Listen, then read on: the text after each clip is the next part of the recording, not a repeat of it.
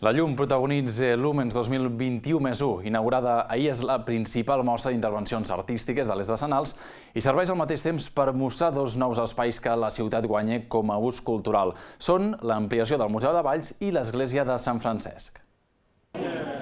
Són les terceres decenals consecutives en què la llum esdevé protagonista d'una mostra d'intervencions artístiques. Les dues últimes sota l'epígraf Lumens i comissariades per Cèlia del Diego.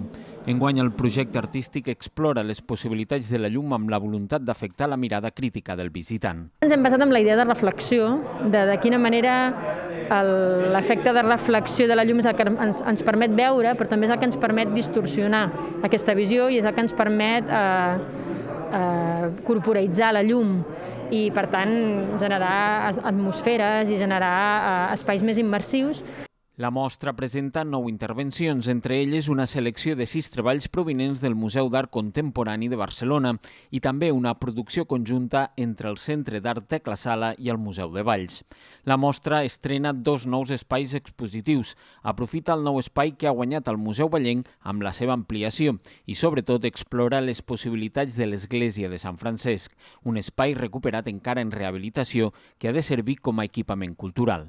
Jo crec que sempre ho hem plantejat com la recuperació d'un espai per un ús cultural, per tant tenim clar que és un equipament cultural que creiem que pot tenir un accent contemporani des d'un punt de vista molt ampli, que pot permetre acollir propostes molt diferents.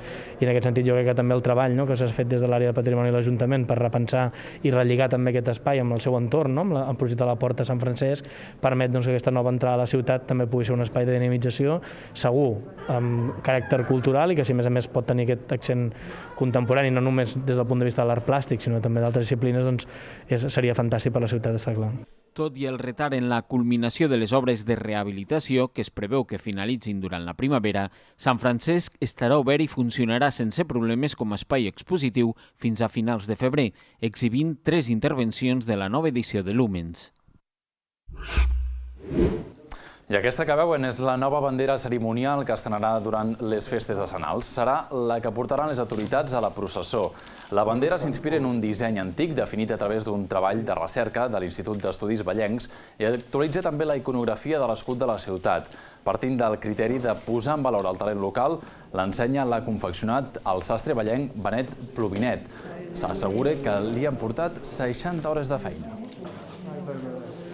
Són teles de teixit de damasc, són de Targal. Antigament es feien amb teixits naturals abans de l'any 1930, però a partir del 1930 ja es va treballar molt el teixit de Targal, que és com aquest, que són d'uns 300 grams, i que ja estan destinats a això. Aquest mateix teixit serveix per fer banderes i serveix per fer tapisseria. Són teixits gruixuts que tenen pes i tenen cos, i inclús està forrat també per la part interior, també està forrat d'un teixit de tèxtil riba, en aquest cas, que és una mescla entre cotó i Targal,